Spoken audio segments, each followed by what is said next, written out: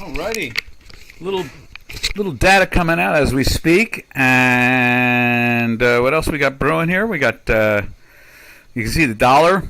There's the dollar index up on Chicago Quant, and the dollar index up on J4X. That's the DXY on J4X. We use the CME over on the Chicago Quant.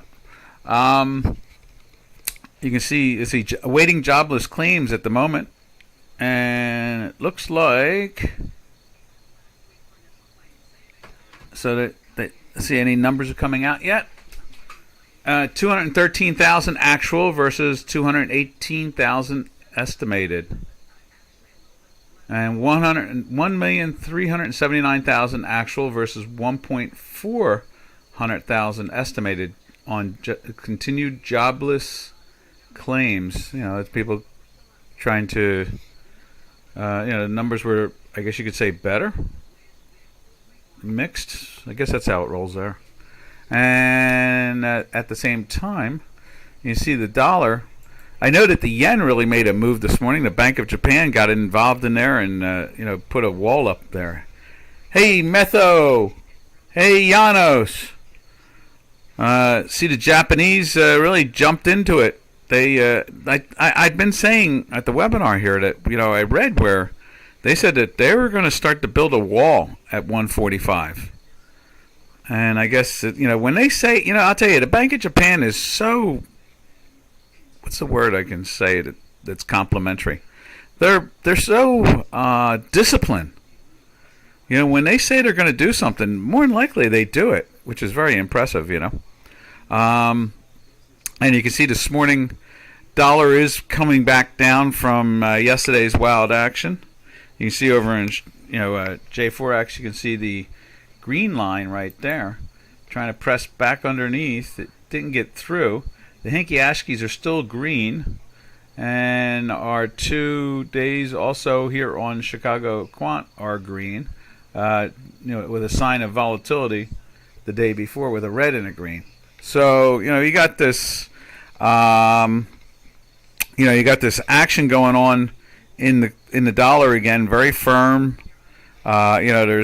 There's a good strong feeling now, that we're going to get past the 4% area. We're probably going to drift up into the 5% area or something close to it, and then that's going to be it. So I guess as we see, it roll up, and get towards like 4 3/4, and they say they're going to do another 3/4 in November. They did not. I anticipated they were going to go all political. I have to say this, and that is I was really, really impressed with Powell. This was a new Powell, Chairman Powell. I had never seen a Chairman Powell like that before. He knew his target. He was very clear what he was going to say. He didn't give any wishy-washy. It was like we're raising it, and that's it. And every time someone asked a question again, he said we're raising it, and that's it. And after a while, the questions were redundant. They were repeated over and over again. And he just said, as I answered before, we're raising them until we don't. And it was like, wow, that's pretty aggressive. Good for you. So, I've not seen a Powell like that. And I guess now that he has his seat, for the next 4 years, he feels comfortable, to stand up and say, I'm going to be a banker again. And I'm not going to be a political hack, because that's what he's been for the last 2.5, 3 years, maybe even 4 years. You got to figure that, he needed to start raising rates a while ago, and he did not. He kept on stimulating, and then Trump got in, and all of a sudden he raised his rates. And then the Democrats told him to stop raising rates, and he stopped raising rates. That was really what it came down to. But we saw a Chairman Powell that acted like a real chairman of the Federal Reserve for the first time in I don't know when, really. Really, he was aggressive. He was the most aggressive Powell I had seen. So that was pretty impressive.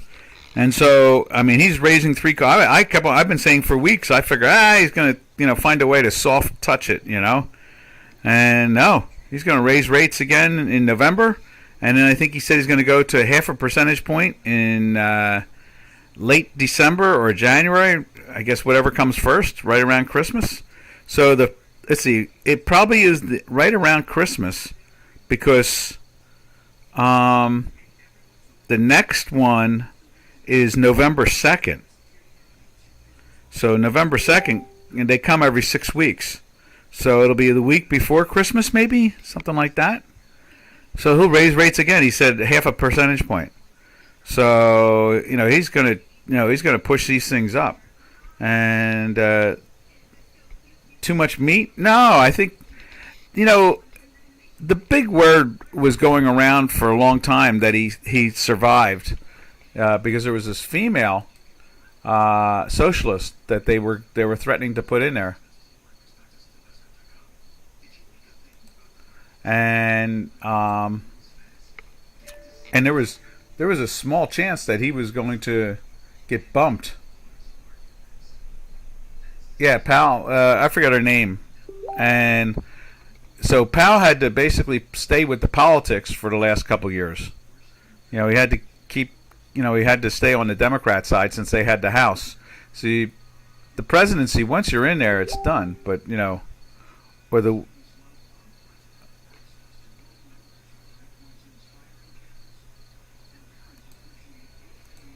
let's see. Let me just answer this text. So that's where it was. He was, we knew that he was, under pressure, but you got to imagine since 2008, look, they didn't raise rates for 8 years under Obama, from 2008 all the way up to 2016. And the moment they moved them up once, a quarter percentage point. And the moment Trump came in, they raised them up in 4 years up to about 2.5 or 2.25 from a quarter. So we knew this was going on. I mean, it's obvious it's going on. Hey, Jordan. And so, but this was the most aggressive one I've seen yet.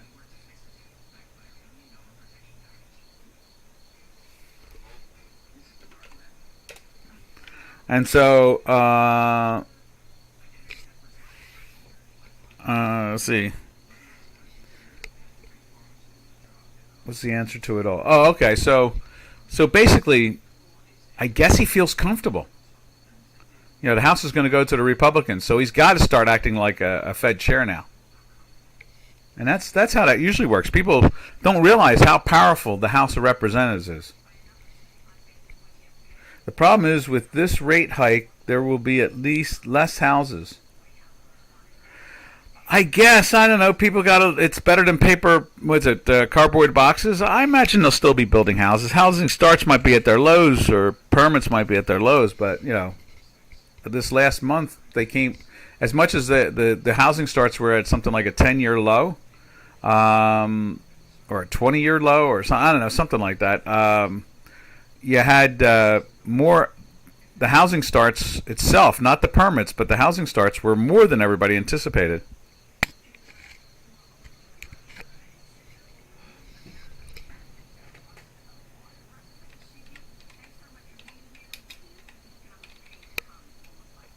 So that's pretty much what it comes down to.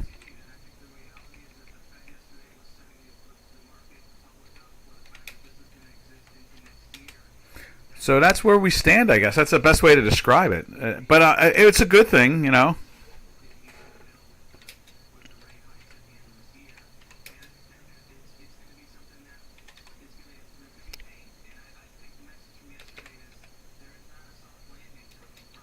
And that's where we land. Okay. So, let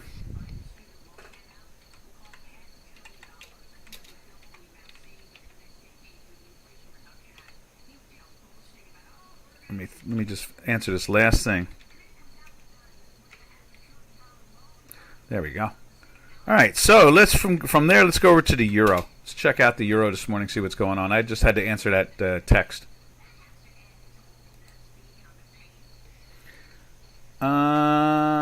There it is on J4X. the euro.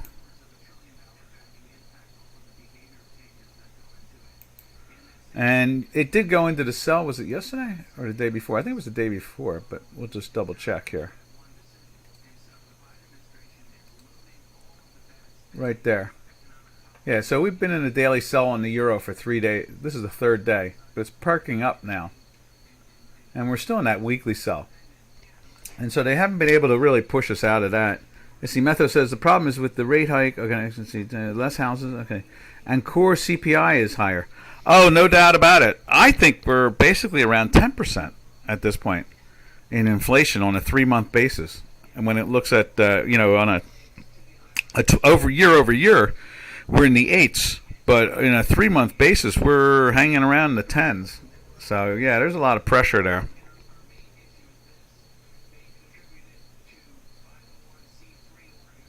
So that's the real challenge at the moment. Just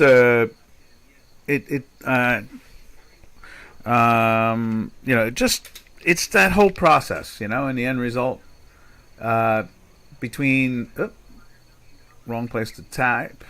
There we are. Got to do it over there.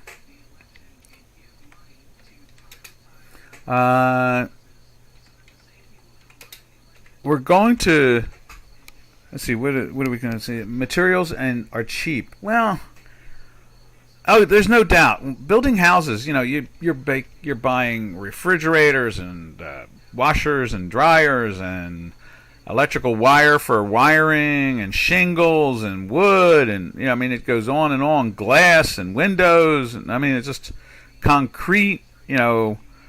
Plumbing. It goes on. Doors and door knobs. There's a lot of So, there's no doubt. It's a, what do you call it? Downstream. It's a true downstream.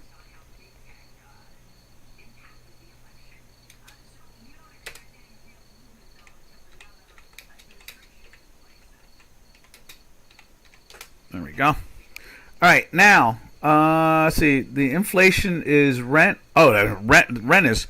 Let's put it this way. I see it personally. My son and his girlfriend chose to rent something in a affluent town, one of the oldest, most affluent towns in New Jersey. Okay, and probably it's definitely. Let's see, is it the richest town in southern New Jersey? It probably is, and so.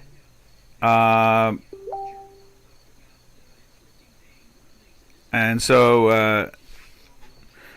the end result, is that he rented it in February of last year, and he's like, "Oh, this is crazy." So then they were going to buy a house in that community, and then they chose to buy a house down the road from his brother, and so let's see.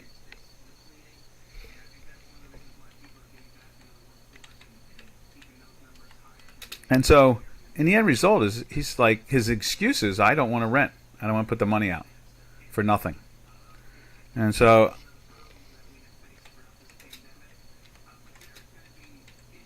and that's really what it comes down to. And so, I'm seeing it from my son. He bid up a house.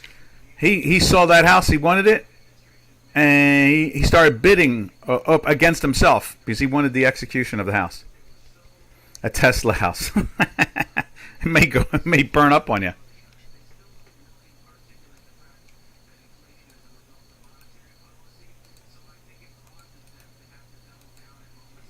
So,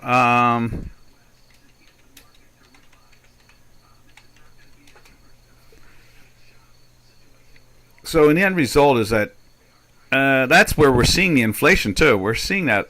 Matter of fact, I heard this story in Florida. I know we may be drifting a little bit, but I heard it, and then we'll get back to the rest of the currencies. But I heard a story in Florida. I think someone told me they knew the person. So they were renting a house in Florida for $1,500 a month, and it's coming up. It sounds like she's on the same schedule as my son, and it's coming up in February. And oh no, it must have been the first of the year. It's coming up on the first of the year, and the owner said we're going to charge you now $5,000, and it's like no.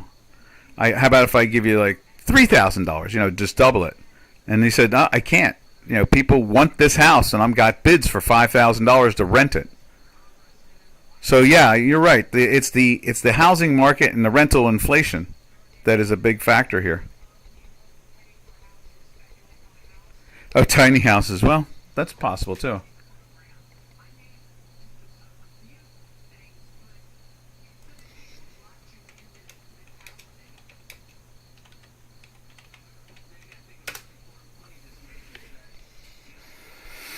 And so that's really what it comes down to.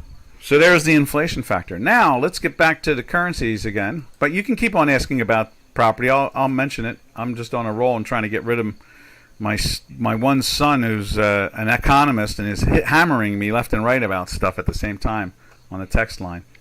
On another source we have, an internal family source. There's the cable. You see the cable is making its bounce up also. I heard some interesting things out of Britain. What was it? Sounds like a supply side, so she's going to pump up that economy. It sounds like she's going to grow the economy and get rid of regulations. And you can see here they have been taking this, British pound down since here on our weekly sell.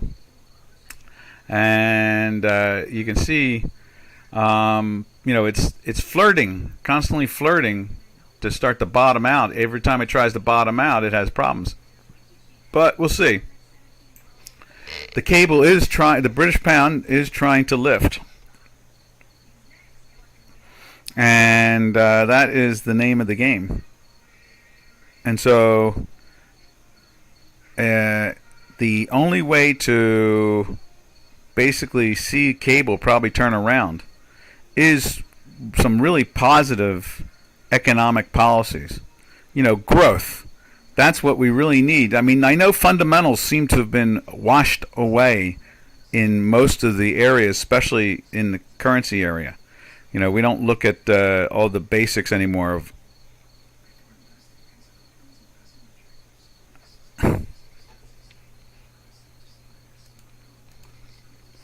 and so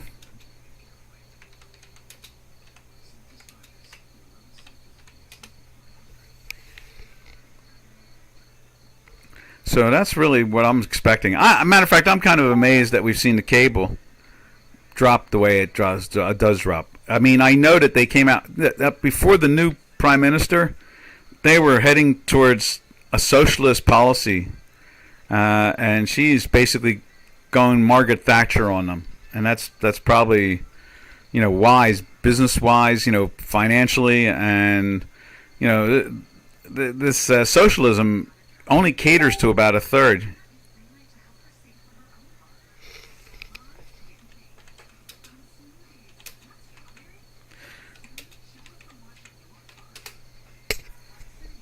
And so that's really that's where we're at. All right. Let's see. Matter of fact, you can see it over here on J4X. You can see the green line is moving up above right there, and we're just waiting to see this red, to turn to green. And probably see the same thing. Matter of fact, by the end of the day today, I wouldn't be surprised if we see a green over here on the cable, and then tomorrow should be a green on J4X.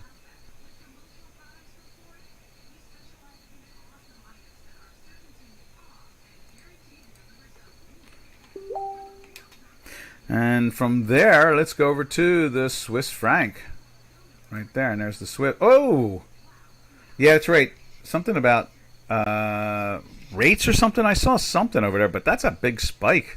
Look at that spike on the Swiss franc, dollar Swiss. We've been in the buy, in the weekly buy. They're not letting any of that go. Let's see what it looks like on J4X. Right there. Yeah, look at that spike. But look at the green line starting to curve underneath on that one. Just like our daily is rocketing up.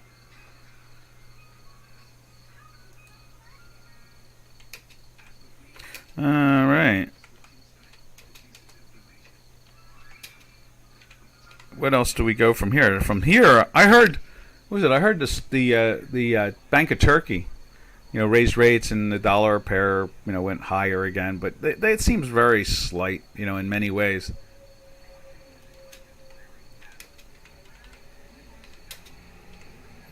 Because that's the most important thing is, I guess the best way to describe it is that the Turkish lira seems to be, kind of, I don't know. It's been we call it anemic, but I don't understand. I don't understand exactly why it acts the way it's acting now. I guess there's a lot of mechanical.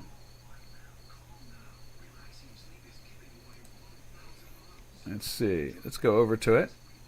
And there is the dollar Turkish lira right there.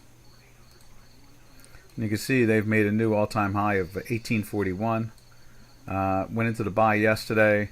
Still in that buy, weeks upon weeks upon weeks upon weeks upon weeks upon weeks upon weeks. Just in a weekly buy.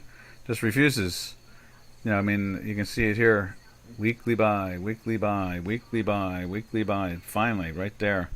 This, I was saying to Robin this morning, this product, Metho says they are running to gold and silver now. That I've been expecting. I didn't expect the message that I saw yesterday from Powell. I was really impressed with that. But let's take a look at gold real quick. And I'm going to put Euro Turkish Lira up on J4X at the same time. There we are.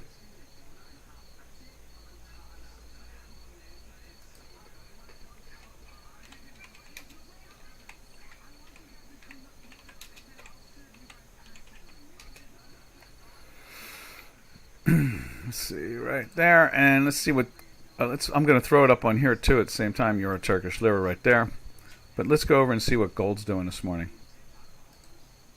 Yeah, look at that. They're perking it up. We got a red and green. Look at it. It's touching the line. And there's no doubt about that. We'll come back to this, and then let's look at silver. Silver's been threatening with a weekly all week long.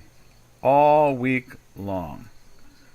It's been, and it's matter of fact, I can throw the line in there today. If it closes like that today, we are basically in the weekly buy because it's through the manifold right there. So that is interesting. The strength of that, like that. There we are. Now we just need to see this thing get some legs into it. It's actually on the 0 point right there. Is it up that high though? Where is it at? Yeah, see, it's playing with that $20 area, and this is the we've been talking about this region. We keep on thinking interest rates were going to, look like they were going down going into the next 3 to 6 months, and that's what we think the markets are going to start banking on. Is they're going to start buying the metals because of that. Afraid of stagflation and bad earnings. Again, everything is hinging on this election. And this election looks pretty good economically for the economy. So, I think that's what money's looking at right now.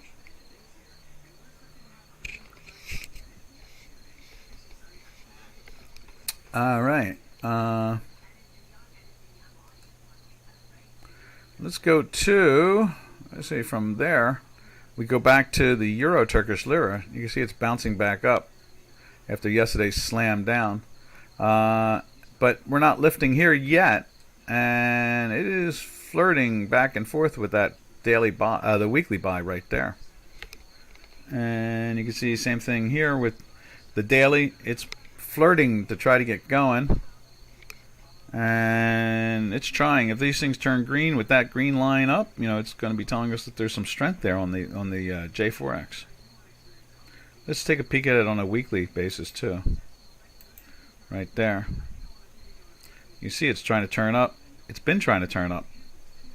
Well, we were in a buy for a long time. You can see that. And then it went into the sells there. But then it, our work finally went into the sell last week. So off of that green, we went into the sell. But it's been, it's been telling us that it wants to go down on J4X. And it has. It's been going sideways. So that's all right. Right there. From there, we jump over to Canadian. Boy, Canadian was jacked up yesterday also, which is, so odd when we see oil. Well, oil got knocked down towards the end of the day from the whole action. And so there is Canadian lifting up. Let's take a look at oil on Chicago Quant. Right there. So yeah, they knocked it down yesterday, and now it's trying to lift back up again. And you would think that Canadian would be going down today. Ooh, let's go like that, and let's move that over, and let's take a look at Canadian on Chicago Quant. Right there is the CAD. Yeah, so it's doing what it's supposed to do. It's starting to roll over because of the price of oil lifting up. But that, look at it, it's been like that. Following in the oil footstep of it's been going down, and now Canadian, which has been rising, maybe they'll try to top it out. But look at the weekly; it's pretty high up in there. Let's take a look at oil here, and there is Texas Sweet Crude right there. Been moving down, matching the Canadian. Yeah, and that's, what, Metho, that is really the answer. I mean, that's all I hear on the political side. And that is that they're like, we need to have policies that talk about growing the economy. And that's all we see now as policies, how to tax the economy and slow it down. And I'm not talking about the Federal Reserve. I'm talking about, in other words, we're at the lowest, what is it?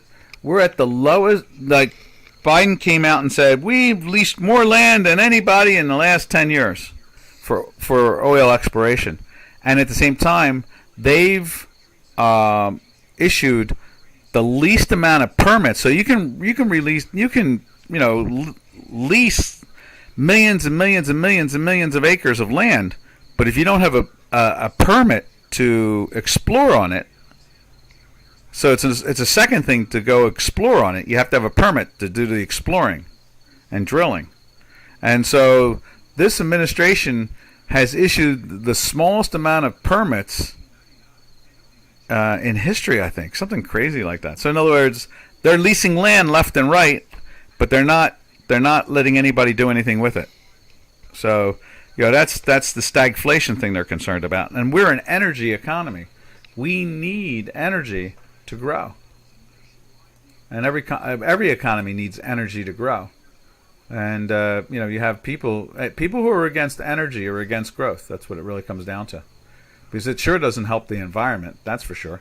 Because America is the cleanest country in the world, and only America is always talked about as the one that's going to pay for making the world clean, when we're not the ones making it dirty. So it's very confusing. The looks green, but they are red. Oh, Germany. Yeah, Germany. Looks green, but they are red. Yeah, well, it's socialism, you got, when you have a government that was a state-sponsored terrorist and created World War II and was murdering lots of people and stealing property, that really puts a stain on the mental process of the inhabitants. So you have to imagine that the long nightmare of World War II is still bothering Germany, and it's going to do that for a while probably. Until they can find some other subject to get involved in. But right now, that's really hurts. That's and it hurts Europe. How dare you talk about capitalism, making money? How dare you? That's fascist. That's what they say. When the fascists were called National Socialists. Don't ask me how they equate capitalism with socialism, but they do.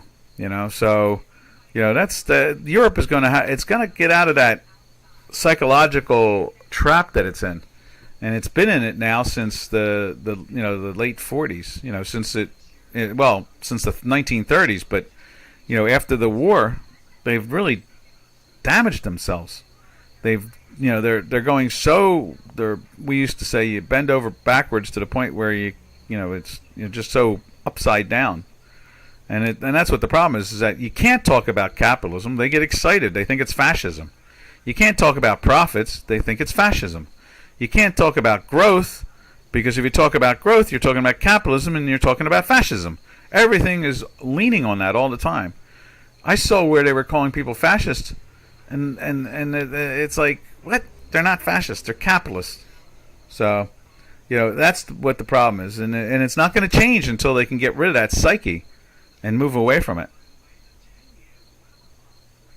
And that's unfortunate. I talk about it all the time for decades. I've been saying this for decades. They've got this psychological damage that they're in. I always say Europe is in stasis. It's like in this long sleep. They're hoping that they wake up one day and realize that life goes on. But right now, all they need to do is convince everybody every day that they're not Nazis. Boy, does that tell you something about being a bad government? I mean, it's not the first time we've had bad governments on planet Earth. It's just that, this one was documented. It's in living color. It's in movies. It's in books. In other words, they documented it. They were proud of it. They thought they were going to reign for 1,000 years with that policy instead of 13 years or 14 years or whatever it was. They started in 33 and it ended in 44. 11 years. But look what it's done. Those 11 years have shattered Europe's logical mind. It has turned it upside down. They can't differentiate. In other words, they can't tell the difference between growth and fascism. They can't tell the difference between creativity and development and expansion from fascism. They can't tell the difference between dissenting points of view. In other words, socialist points of view versus capitalist points of view. All they see is if it's not socialist, it's fascism. Everything has to be like some type of unicorn type of socialism. It has to be, because anything else is fascism, and that's what is freaking out Europe, and there is no growth. And it's nice to see the British pound and the new prime minister, go back to growth. And it looks like this next election here in the States, we're going to go back to growth and get away from that potential stagflation. All right, that's to me is what I see. Okay. All right, from there we jump over to the Japanese yen, which is probably really fun to look at, when you really think about it. There it is this morning. They pounded that thing. And at one point they brought it back almost up to like these lows here. But Bank of Japan is not going to let go. Bank of Japan is going to keep on battling. And good for them.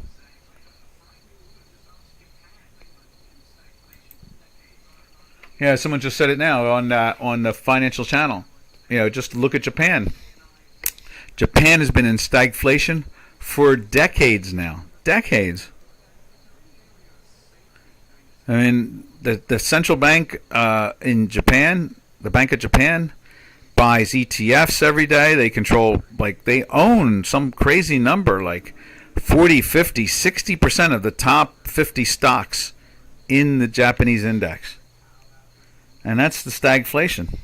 And, and from it, their population is diminishing, and, they're solid in production, but they're not doing anything more than that.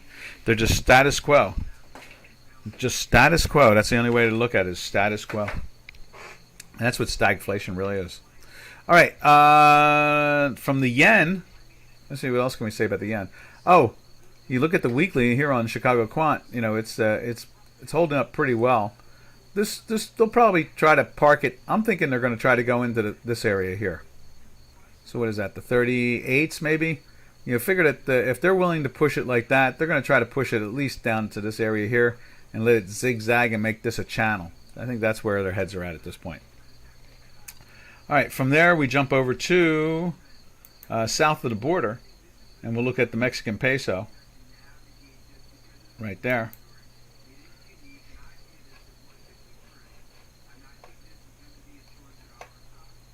And there is the peso. And you can see it bouncing around and pressing down. Still in that daily sell. Playing with the weekly sell. I am a little surprised. We'll scrunch it up so you can see. But you can see the black line. That's the bottom end of the range. It did it before right over. Can you see if I can move this over more so you can see it? There it is. You can see right here, it did drift underneath the... this was the announcing times of inflation, when the Federal Reserve finally admitted we have inflation. It's not, what do you call it, transitory. And it pushed some of these products way out of their ranges. In this case here, the Canadian and the Mexican peso did that just a little edge underneath and then came back up again. So we'll see if that's what that's going to do right there. Now from there, we drift over to what else can we say about this? I guess that's about it. So I'm just a little curious here to see this action, the weekly, right there, trying to press down.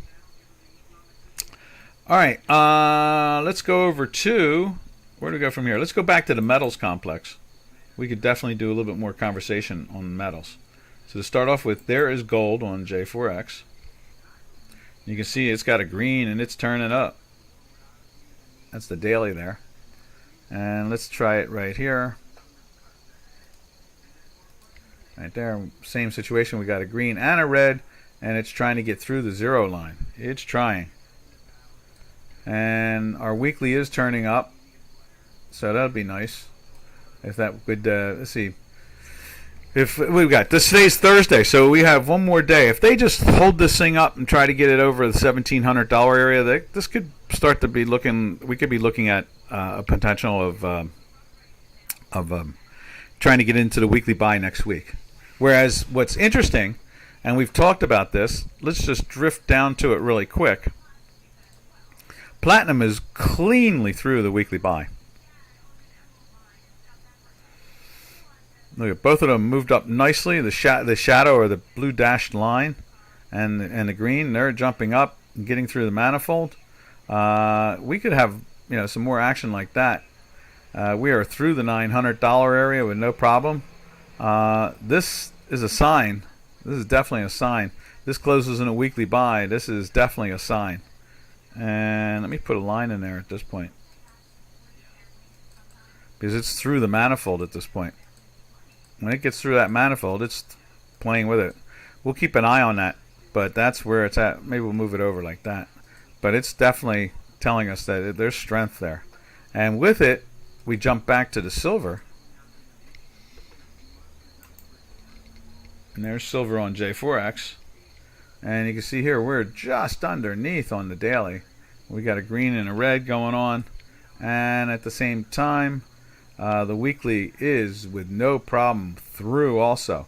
So we see some buying coming in here, and that's what we've been looking for, this buying for 4 months. We kept on saying, let's, middle of September or the beginning of October, something like that. We thought that's when they would start to step up and start, because I think they're anticipating lower interest rates, and you got to figure, pretty much increases are only two more meetings, and then they're probably done.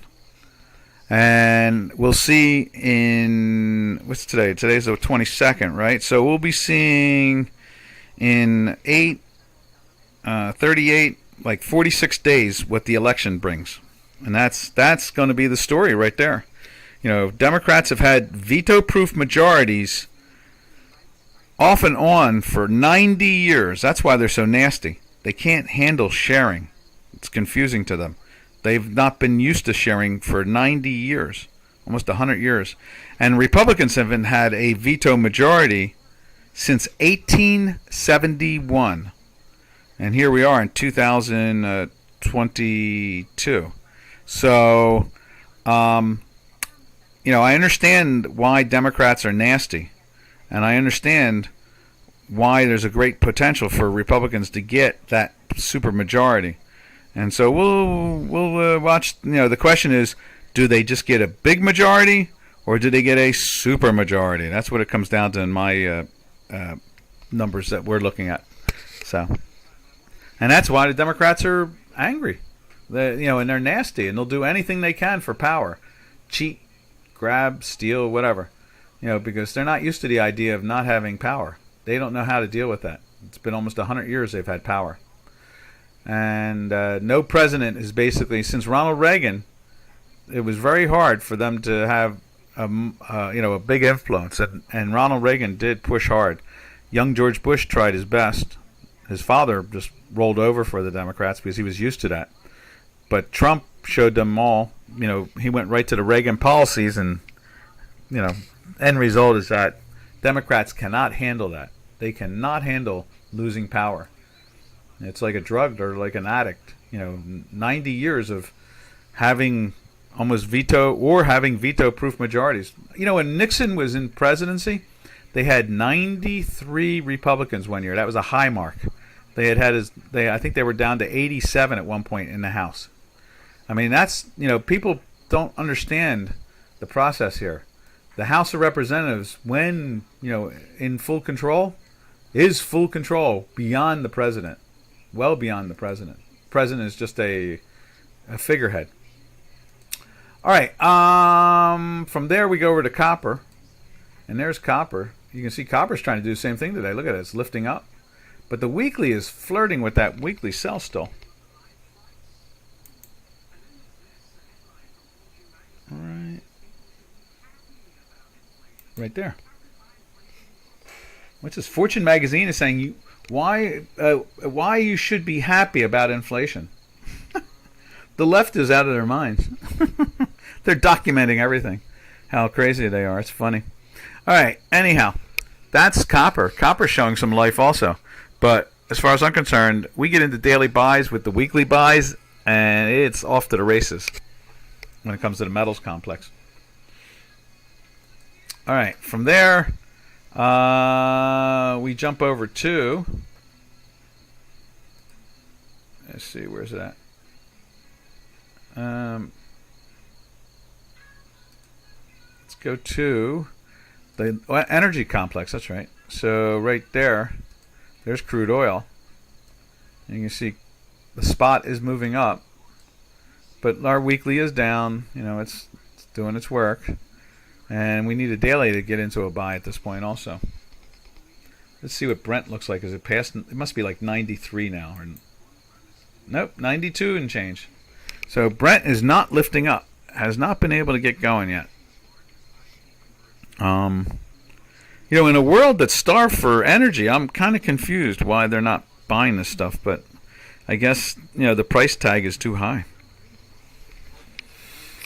Let's see. From there, we go over to the back month on J4X. So you can see there it's trading at, what is that? That's trading at 85 and change with a high today of 85 and change. So it's not that far off the highs to the day.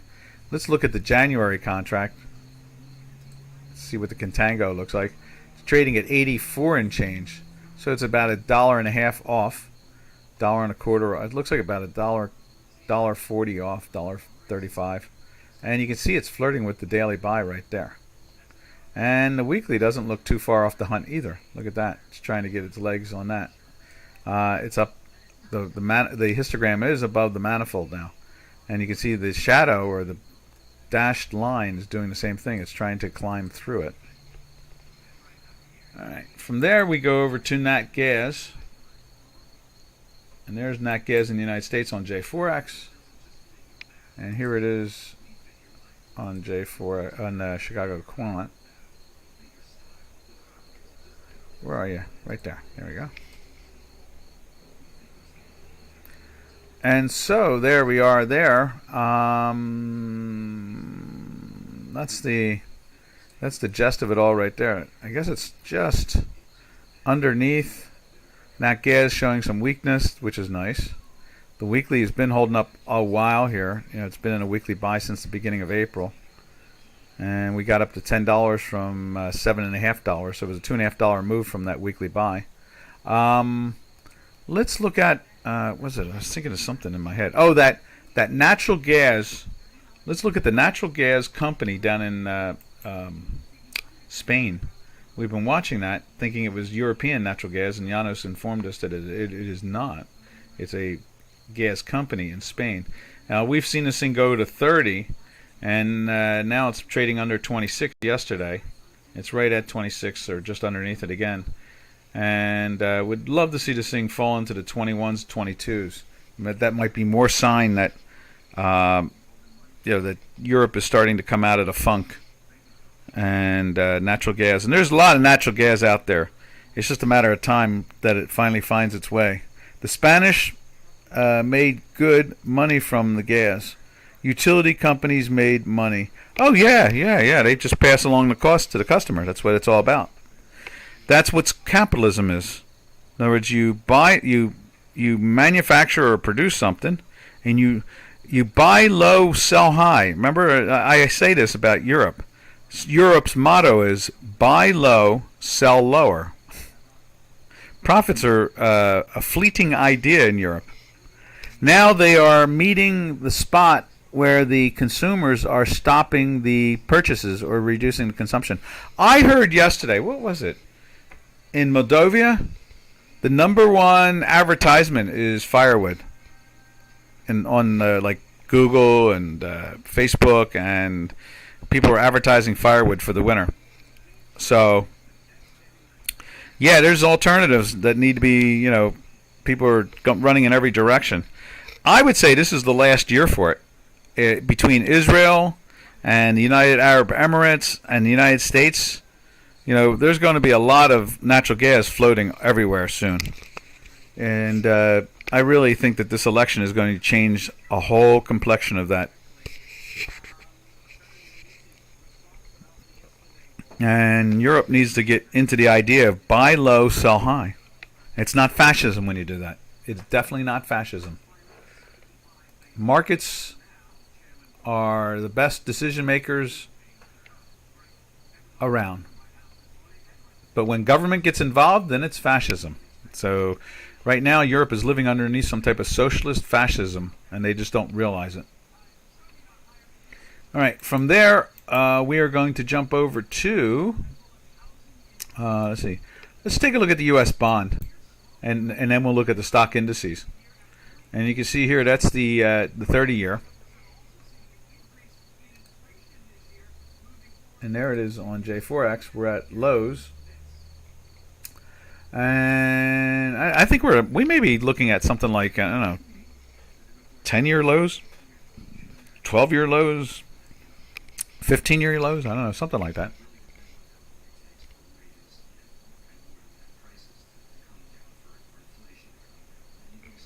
Let's see. And you can see here, we went into the weekly sell, and it is not letting go. It just hangs out in there. It's coming from the 140-ish area down now to the 129 area on the 30-year bond. And let's see what else we got going on there.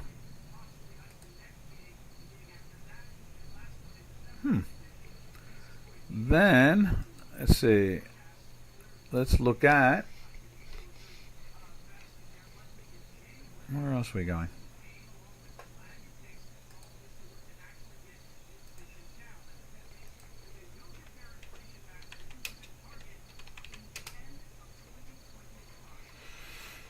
All right, let's go back to the stock indices now. So let's take a look at the S&P 500 to start off with right there. You see that pressure on it there. And what we're going to do is we're going to give you a quick rundown of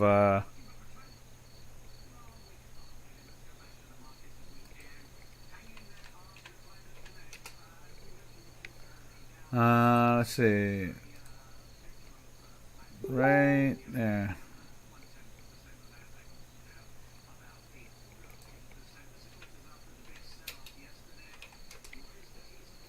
So there's the S&P. Activate. There we are. There's the S&P 500, pretty much unchanged. But I want to give you a quick rundown of the four indices real quick. So you can see right there, S&Ps are down 4.5 points, nothing major. The Dow Jones Industrial Average is down 2 points, 1 point, 5 points, 7 points, 8 points, 6 points, 12, 14, 13, 11. Some. And then the Tech 100 is down 43 points right there. And then Bitcoin is up 145 points. So I think they're going to buy this again. I think they open up the markets here in the States, and I think they start to buy some of this. Now let's look at them individually on a day-to-day and week basis like we're doing on J4X there. And so there's the S&P. You can see it's just on the edge, second day in a sell, and it's been 4 weeks in a weekly sell right there. Then we drift over to the Tech 100, which is the Nasdaq 100. See, same thing, lots of red, flirting back and forth at the bottom. Here's the weekly daily chart right there. That's been in the sell since the 13th. So we're looking at 4, 5, 6, 7, 8 days in a sell there. And you can see we are 4 weeks in a sell also at the same time. So the pressure is on both of those. They are not letting it go. And then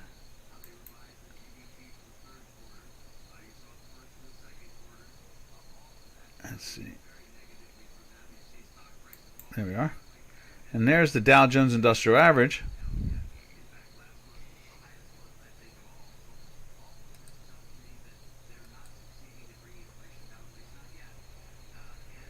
And you can see there, we went into a sell yesterday.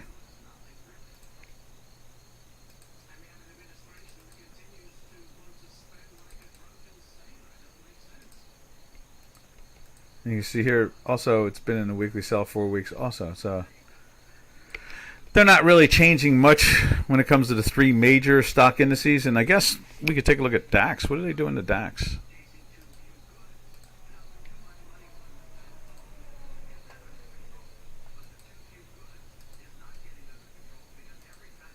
There's the ETF of the DAX. Same situation. It's in a weekly sell now for 5 full weeks. And it's just holding up in a daily buy still. Interesting. So you can't really get long in that. You just realize that on the short term it's trying to lift up, but it has not done that good a job at it. What else do we have to say about all that? I guess that's about it, really. And you can see it went into the buy here too for that spike before it happened. But the weekly overall trend keeps on telling you that they're short-lived, and sure enough, they are. Bang, back down again.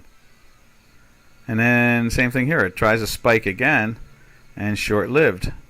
And that's because the weekly is screaming at us that the overall longer-term trend is just not going anywhere.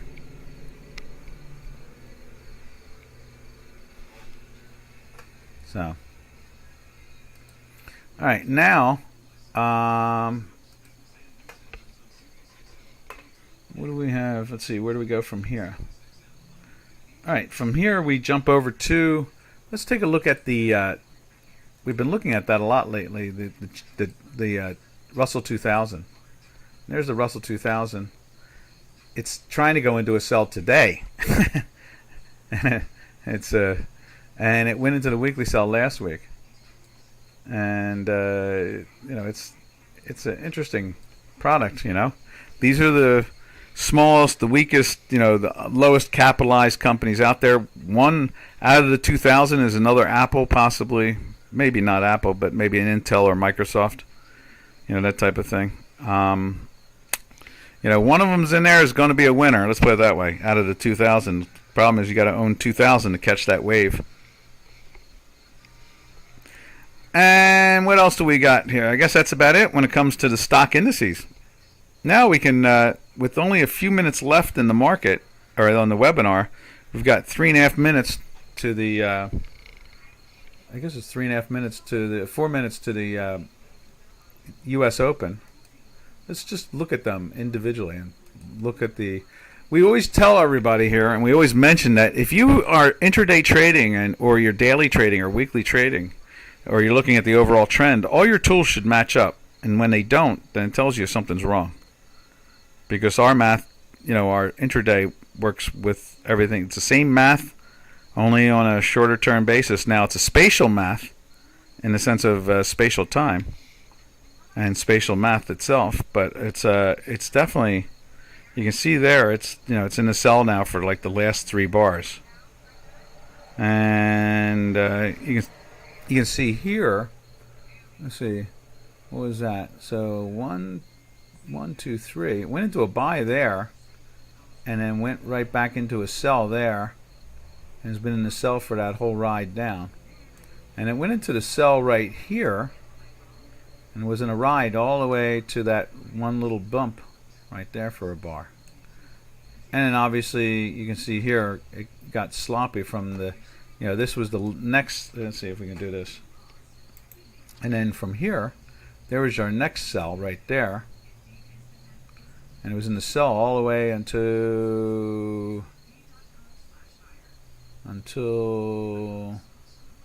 well, actually this sell here kept it in the sell all the way to right there. But that was, that's the way it rolls sometimes, and it's a nice win.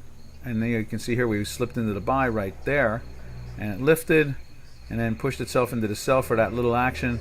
And like I said, we've got about 2 minutes to go for the opening, so we'll see what they do with that. That could be interesting. Now the bigger question is, what do we talk about? What do we label this webinar? Buy low, sell high, or buy low, sell low? and Europe's conundrum of trying to figure out. Let's see. Bank of Japan intervenes in market again. Yes, that's cool. It's been doing that. Let's see what it. Let's see what it does. Let's take a look at the yen.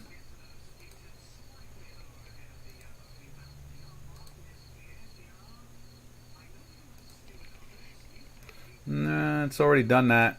It's past that point. They made that new low, and then they're picking it back up. We can have that as headline. What? Buy low, sell high, or sell? Let's see. Buy low, sell high. Buy low, sell low. Oh, BOJ. We can have that as a headline. The BOJ? We did talk about that. They've been in stagflation for decades now. That could be just as good. Yeah, let's use that as a headline now. That's fine. Fine with me. Yeah, I mean, they've been in stagflation for so long, and we talked about stagflation. Yeah. How about BOJ stagflation? BOJ stagflation and stagflation. How's that? BOJ and stagflation. Will that help? I think that'd be a good topic, because then we talk about European stagflation. It plays right in. Yeah, I agree. Thank you. I like that. All right, I don't even have to send that over then, do I? This is cool. All right, where are we now? We've got the market opens in, where's my clock here? One of these clocks is going to jump out in a second. Oh, I see what it is. It's too small. Got to move that up. There it is. U.S. market opens up in 14 seconds. Let's see how the individual stocks deal with that. Or not individual stocks, the individual indices. So here's the S&P 500. Let's watch the S&P 500 right there, the top one. It's down 10 points. I think they're going to take them up. So they took them down right off. So let's put that up there. We'll watch it this way. We'll watch the S&Ps. I think the S&Ps are going to go back up to 804. And it's flirting with the sell. It's in a sell now, right there. Now it's back into the daily buy if it closes there.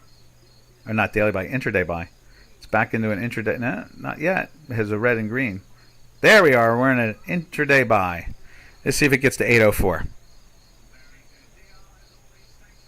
There's 802. There is, I guess it's dying in 802 area.